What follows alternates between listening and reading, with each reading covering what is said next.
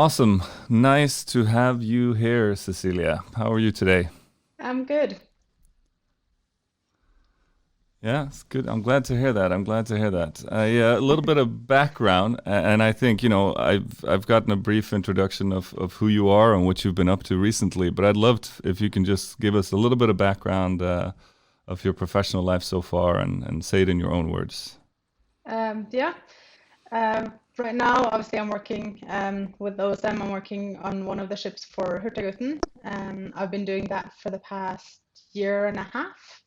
Uh, Before that, I've spent, I think, about 6 years on other cruise lines on slightly bigger ships. And in addition to that, I also have kind of studied international environments and basically, yeah, have an international upbringing that led me to kind of the working career path that I'm on now on the ships. Yeah, a global citizen, so to speak. Pretty much, yeah. Yeah. So, I mean, we're both Norwegian. You got this international background. Tell us a little bit about how that's been, living abroad, being an expat, doing these different roles that you've been up to. What's your highs and lows, and what do you see as the benefits and drawbacks of it? The main benefit obviously is meeting people from different cultures and different backgrounds, and realizing that it is more out there than just tiny little Norway. Another great benefit, at least for me, is obviously having English more or less as my first language by this time, and being able to easily communicate with people kind of wherever I go. The biggest drawback, obviously, is not really having roots anywhere. I've been living abroad since I was 16, so I haven't really had a home until I moved back to Norway recently. And also not being able to see your friends and family as easily as if you would stay in the same town as them for your entire life. Mm. Yeah.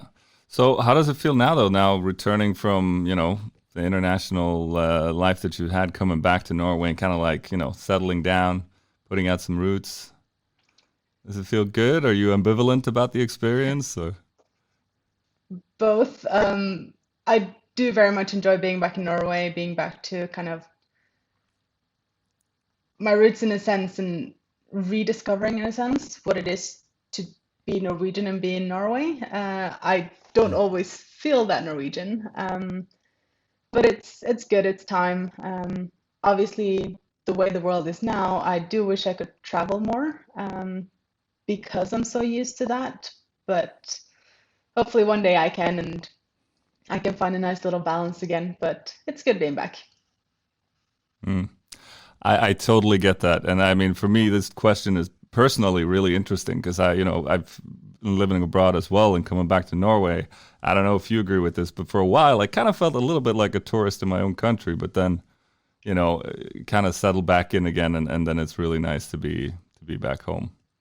But I Yeah, I agree with you. think. The traveling, I miss it. Yeah. Yeah, I can definitely relate to that one. Mm.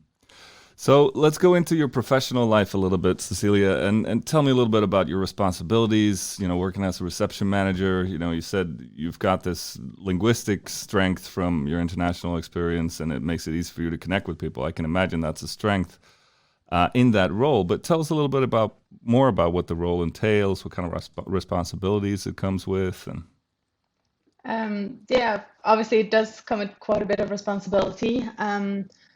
Also now because I'm working on a smaller ship with less crew than kind of where I've come from before, um, it's more responsibilities in different areas as well.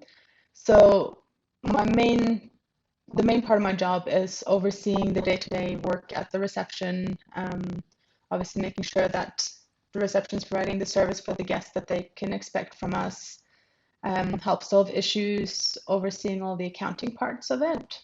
Um, Whenever we have landings, so if we're using the tender boats, if we're using the small boats for the guests to go ashore, then I also oversee part of that and make sure that we have crew in place and crew that knows what they're doing, as it is a big safety concern at times or security concern. And then also I do oversee the operations in the wellness center, and I also do kind of oversee housekeeping to make sure that everything is running the way it should there as well.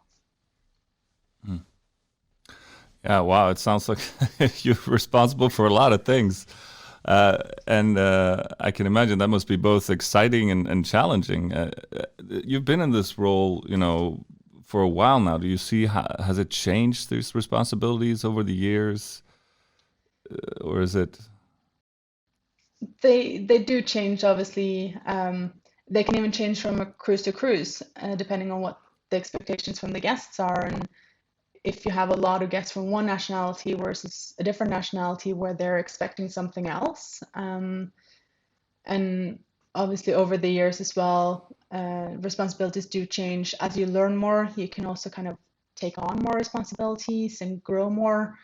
And for me as well, obviously having gone through several positions, starting in the reception and kind of working my way through several different jobs. For each step that you move up, you get more responsibilities as well. And yeah,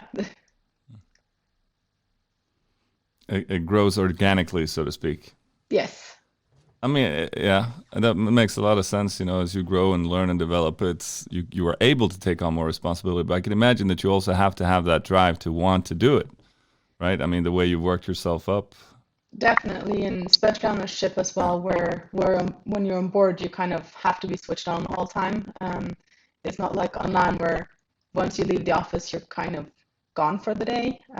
If something happens, they call you and you have to deal with it. So it is busy, it's a lot of responsibility, but it's also a lot of fun, and it is a very rewarding job.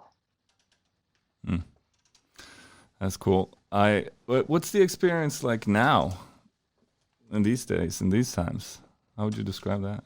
Very different, very empty. Mm, Obviously, the ships are laid up, and we don't have guests on board. We barely have crew on board. So yeah, it's very empty. yeah. It's just taking care of the ship in general, but not business as usual per se. Yeah, maintaining the ship, making sure that she's ready for us to welcome guests back, and make sure that the crew will be ready as well when that time comes, which hopefully will be sometime soon. Mm. Yeah, wow. It's what a special time to be living in. What a unique experience. I mean, when you think, I'm sure you think a lot about, back when everything was more normal. You guys had a lot of guests on board. What do you miss the most about having the ship full of life with guests and everything as you're used to? The people being around and it not just being kind Yeah. of an eerily silence around the ship. No, it's obviously that is the main thing. I mean, especially on the hotel side of things on the ship, that's what we do. The guests are, what we deal with every day and kind of why we're there. So Mm. we do definitely miss them. Also having the full crew on the ship. And for me as well, it's something as simple as the ship moving every day. I've kind of seen the same piece of the pier outside my office window for the past 6, 7 months now. So yeah, just kind of having people on board, having movement, having an atmosphere, having life on board basically.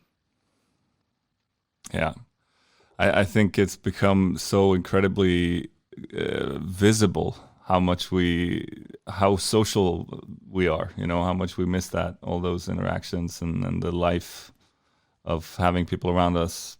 It's strange time. If we go a little bit further backwards, I mean, there's all this talk about what's going on right now with the COVID-19 pandemic and everything, but leading up to that, you've had a long career in shipping. Like I'm sure you got some great stories to tell, some cool experiences. Let's rewind a little bit further and see if you can dig up a few of those experiences to share with us for how things used to be before. I mean, it used to be a lot different. And you would have, again, everything can change so quickly on board based on the guests that you have on board and kind of based on where you are. And it is kind of such an incredible industry in the sense that nothing is ever the same. No one day is the same. No one guest is the same. And you get to take these guests into all these incredible places and get to kind of not just see the places by what you yourself can see, but also by the experiences that the guests have, the stories they come back to tell you. And it's such an incredible thing, kind of being able to be part of that experience with the guests. And obviously, things change around the world, is always changing, but you kind of, in some senses, get to change around with it and bring guests into brand new modern cities. But at the same time, you get to go to places like Antarctica, for example, or remote Mm. islands somewhere in the Pacific or the Caribbean, and kind of step back in time, but step back in time in the sense with the guests as well, and through their experiences and the way that they kind of then relate them to you. Mm. That's pretty cool. Um, when it comes to the workplace over the years, I think with in the shipping industry, and correct me if I'm wrong or if you have a different perspective, but it seems to me like more and more women are joining the industry. It's been a male-dominated industry, but more and more women are getting into it. How's that affected the workplace, the culture? How have things evolved from your perspective?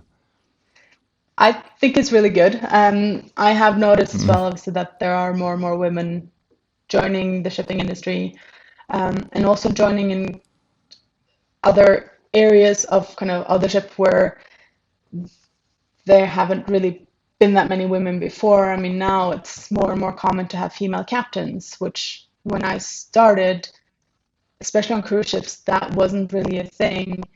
Um, and even like within hotel, which is where I see the changes the most, there's more and more opportunities for women, and you can kind of imagine yourself going as high up as you want. You can get whatever job that you want if you kind of work for it, but you won't be stopped by the fact that you're a woman and you shouldn't be in that position, which I think is really good. I think it's really cool. And obviously, it does change the dynamic a bit more within the ships as well, especially since women tend to work in a different way than what's been done traditionally. And yeah, no, it's just great to see that you can do whatever you want, and you will also be respected for the opinions that you have and for the work that you do, more or less because of your person, not because they feel bad for you because you're a woman or because they have a different view of what you should and shouldn't do, kind of thing. So it's really cool. I'm really glad to hear that. That's the way it should be, right? Definitely. Yeah, yeah. Okay, so looking into the future, Cecilia, what's your hopes for OSM going forward?